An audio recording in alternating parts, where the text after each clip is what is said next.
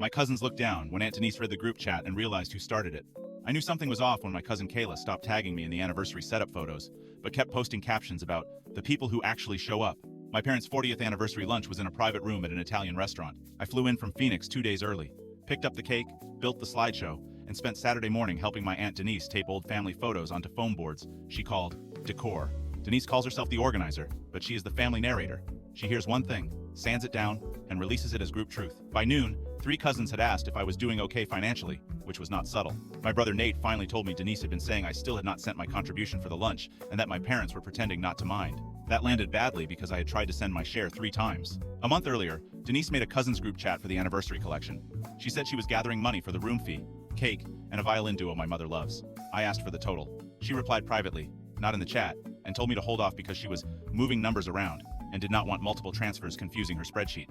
A week later, she said the same thing. 2 days before my flight, she told me not to worry because we covered it. So when Kayla looked at me and said, "It's brave to come empty-handed and still angle for photos," I actually laughed. At lunch, Denise stood by the cake and made a toast about sacrifice, loyalty, and children who understand family is action, not excuses. Then she looked at me and said, "Some people live far away long enough that they forget love costs effort back home." My mother went still. My dad looked confused first, then embarrassed. Nate muttered, "Seriously?" But too quietly to stop anything. I asked Denise whether she wanted to tell them why I had not sent the money she kept delaying. She blinked and said, "Aaron, this is not the moment. My name is Erica," which made it worse because she only gets it wrong when she wants me reduced to a type. Then Kayla said, if I had receipts, now would actually be a good time. I did. The restaurant Wi-Fi was bad and I was running the slideshow from my phone, so I had printed the cousins' chat and Denise's private messages. I handed the pages to Nate before Denise could move. He read the highlighted lines out loud. "Hold off till Friday. I'm covering something temporary. Don't send yet. I used part of the anniversary fund for Tyler's electric bill. I'll replace it before anyone notices. Please don't put that in the group. People get dramatic around money." The room changed right there. Tyler is Denise's son. He is 32, behind on everything, and somehow always described as between breaks. Denise had been telling the family I was cheap while using the anniversary collection to rescue him. My father asked whether the violin duo had even been booked.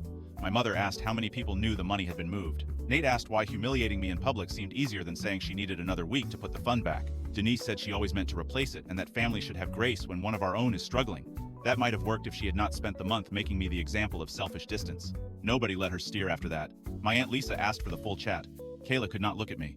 My dad took over the toast and thanked the people who actually did the work instead of narrating it.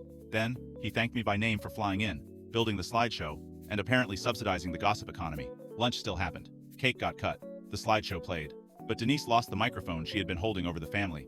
And for once, the story in that room was not that I had failed to show up. It was that she had used my silence as cover until the printout made silence impossible.